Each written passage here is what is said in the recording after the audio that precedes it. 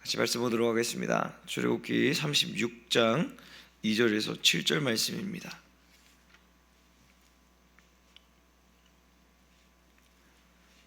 출애굽기 36장 2절에서 7절 말씀입니다. 한 목소리로 합독하도록 하겠습니다. 출애굽기 36장 2절에서 7절 말씀입니다. 같이 읽도록 하겠습니다. 시작.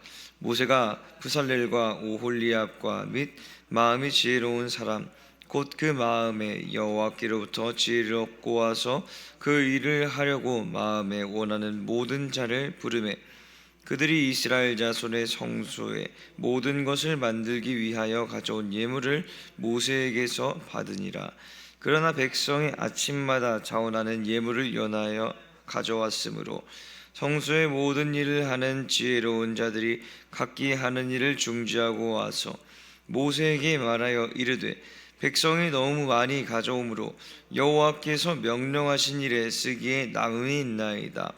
모세가 명령을 내리매 그들이 진중에 공포하여 이르되 남녀를 막론하고 성소에 드릴 예물을 다시 만들지 말라 하매 백성이 가져오기를 그치니 있는 재료가 모든 일을 하기에 넉넉하여 남음이 있었더라.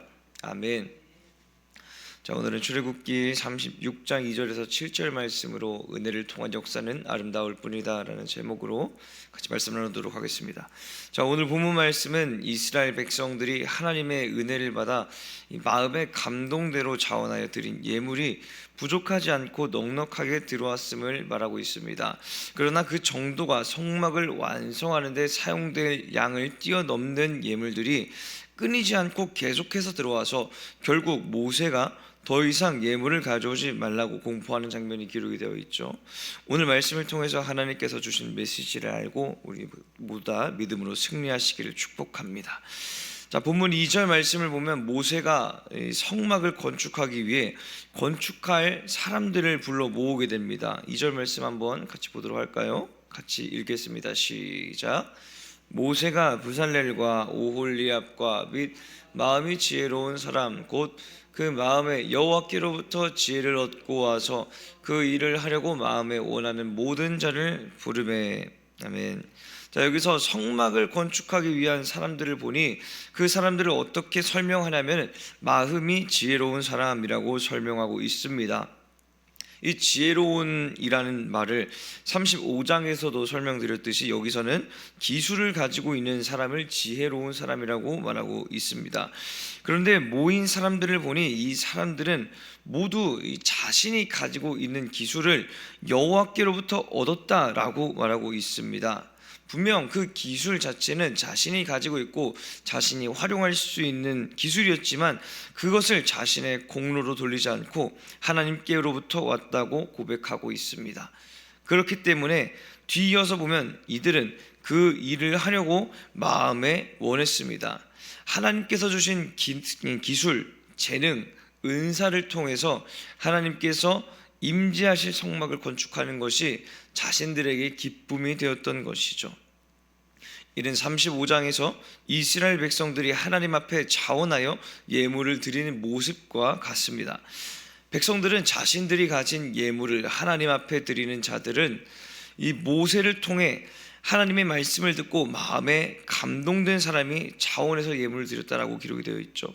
자신이 가지고 있으면 사실 이 충분한 자신의 재산이 될 수도 있었고 자신의 세대가 아니어도 다음 세대에 물려줘서 다음 세대가 더 풍요롭게 살 수 있었을 것입니다.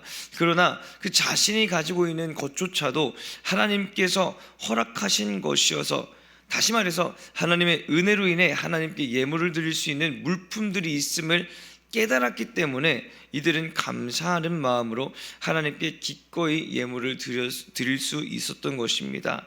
성막을 위해 예물을 드리는 자도 그리고 성막을 건축하기 위해 모인 자들도 모두 이 하나님의 은혜를 깨닫고 자발적으로 헌신한 자들입니다. 그렇습니다. 하나님의 사역은 하나님께서 주신 은혜로 감당하는 것입니다. 내 생각과 경험이 하나님의 사역을 지배하는 것이 아니라 온전히 받은 은혜로 마음이 감동되어 하나님께서 자원하는 자들을 통해서 하나님의 역사를 이뤄나가시는 것을 우리가 2절을 통해서 볼 수 있는 것입니다. 자, 이제 3절 말씀을 같이 보도록 하겠습니다. 오늘 본문 3절 말씀입니다. 같이 읽겠습니다. 시작. 그들이 이스라엘 자손의 성소의 모든 것을 만들기 위하여 가져온 예물을 모세에게서 받으니라. 그러나 백성이 아침마다 자원하는 예물을 연하여 가져왔으므로. 아멘. 자, 이제 본격적으로 성막 건축을 시작하기 위해서 모세가 백성들에게로부터 받은 모든 예물을 기술자들에게 주었습니다. 성막 건축의 시작을 알리는 중요한 순간이었죠.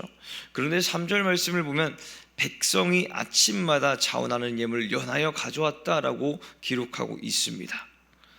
성막을 건축하기 위해 모은 예물의 양이 충분했기에 본격적인 시작을 알렸지만, 그럼에도 불구하고 백성들은 여전히 자원해서 아침마다 계속해서 예물을 가져왔다는 것이죠. 백성들이 계속해서 자원하여 예물을 드린 이유는 무엇입니까? 자신들이 드린 예물을 통해서 하나님께서 기뻐하시고 영광 받으실 것을 알았기 때문입니다. 은혜가 그들의 마음 가운데 충만했기에 그들이 계속해서 마음의 감동대로 자원하여서 하나님께 예물을 드리기를 원했던 것이죠. 그러므로 성소를 건축하기 위해 모인 모든 자들이 하던 일을 중단하고 모세 앞으로 모이게 됩니다. 4절과 5절 말씀을 한번 보도록 하겠습니다. 오늘 보면 4절, 5절 말씀입니다. 같이 읽겠습니다. 시작. 성소의 모든 일을 하는 지혜로운 자들이 각기 하는 일을 중지하고 와서 모세에게 말하여 이르되 백성이 너무 많이 가져오므로 여호와께서 명령하신 일에 쓰기에 남음이 있나이다. 아멘. 자, 5절을 보면 모세에게 나와 말하죠. 백성이 너무 많이 가져오므로 여호와께서 명령하신 일에 쓰기에 남음이 있나이다. 자, 이 말이 무슨 뜻이냐? 이들은 모세를 통해 성막을 건축하라는 명령을 들었을 때 이 만들어야 할 여러 가지 것들이 존재했습니다. 그래서 모세의 말을 듣고 성막을 건축하기 위해서 그 모세가 명령했던 그런 성막의 기구들을 쭉 자신의 머릿속에서 살펴봤을 때 그 하나하나의 기구를 만들기 위해서 어떠한 재료가 얼마나 필요한지를 알고 있었다는 것입니다. 성막을 만들 때 필요한 재료와 양, 휘장을 만들 때 필요한 재료와 양 등이 이미 그들의 머리 가운데에서 계산이 되어 있었다는 것이죠. 그러므로 성막 전체를 건축할 때 어떤 재료가 얼마만큼 있으면 성막에 있는 그 모든 것들이 건축이 가능하겠구나라는 것을 이 재료의 양을 눈으로 봤을 때 알았다는 것입니다.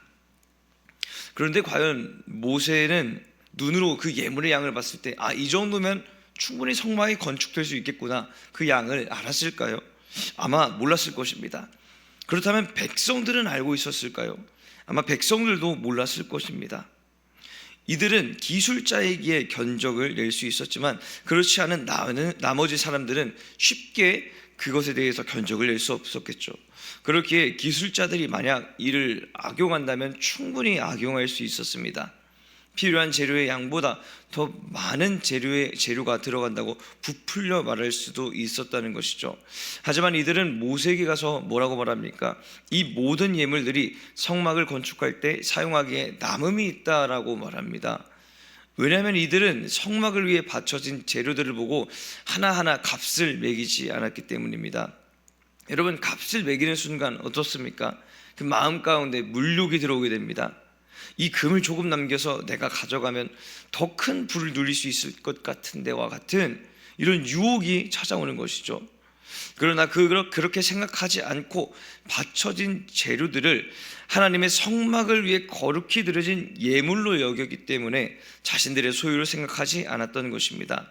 이들 모두가 하나님께서 주신 은혜로 충만했고 그에 따른 높은 신앙 수준을 가지고 있었기 때문에 가능했던 것이죠.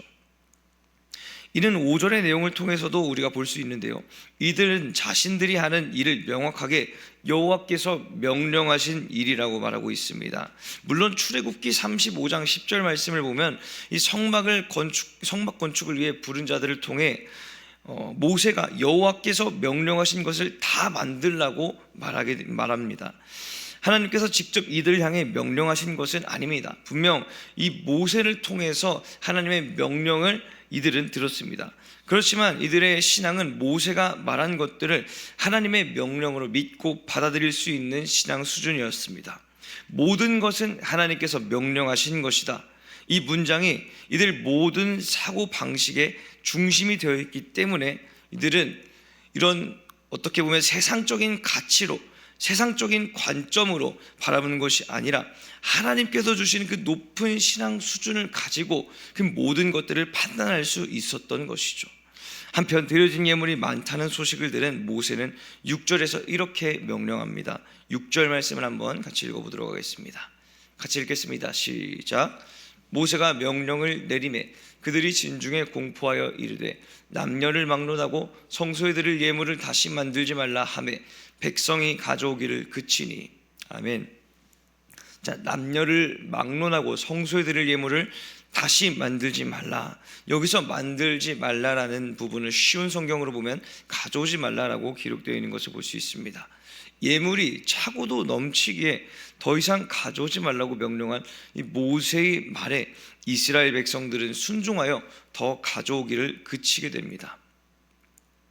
이 말이 전체적인 흐름에 따라서 읽다 보면은 예물을 성막을 건축할 양보다 더 많이 가져오니 모세가 더 이상 가져오지 못하게 명령했다라고 결론짓고 이해하며 넘어갈 수 있지만, 사실 이 말은 굉장히 조심스럽고 위험한 말이 아닐 수가 없습니다.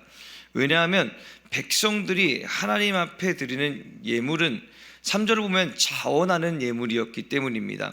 이를 쉬운 성경에서는 바치고 싶은 마음이 있어서 드리는 예물이라고 기록했습니다.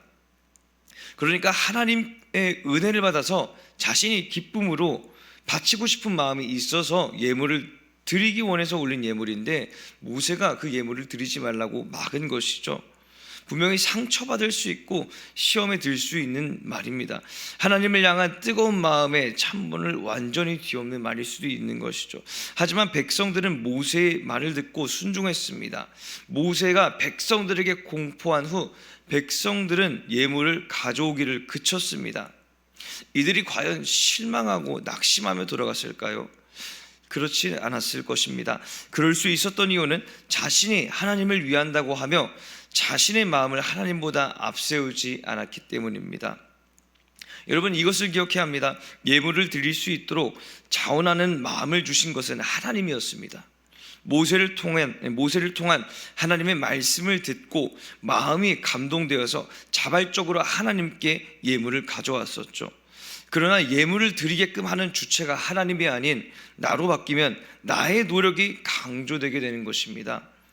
자원하는 마음이 앞서서 하나님의 뜻을 보지 못하면 이렇게 하소연하게 되는 것입니다.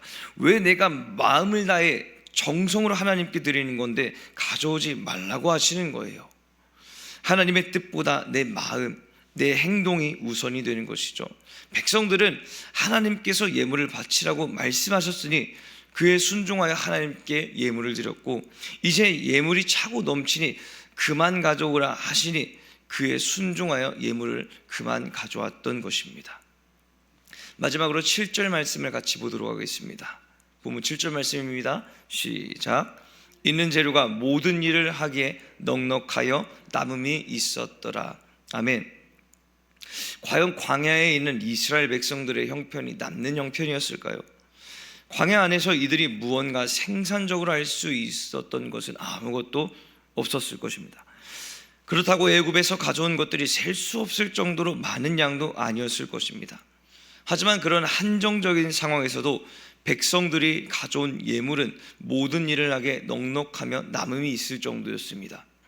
제한된 상황이 하나님을 향한 뜨거운 마음과 헌신을 막지 못했고, 어려운 상황에서도 성막 건축은 그 무엇보다 아름답게 진행되었습니다. 이제 말씀을 정리하겠습니다. 하나님의 일은 상황과 환경이 허락되어야 실행되는 것이 아니라 하나님의 은혜가 있을 때 실행되는 것입니다. 하나님은 그때 우리가 알지 못하는 가장 아름다운 방법으로 이끄시며 선하심으로 모두를 한 마음으로 만드십니다. 오늘 하나님의 은혜가 충만하여서 우리도 이와 같이 하나님 앞에 나가야 되는 것이죠. 하나님은 우리가 자원하는 마음으로 우리의 노력으로 역사하시는 것이 아니라 하나님께서 먼저 우리에게 은혜를 부어주셨기 때문에 우리를 통하여서 하나님의 일을 이뤄나가시는 것입니다. 여러분, 오늘도 하나님께서 주신 그 은혜로 충만한 하루가 되시길 축복합니다.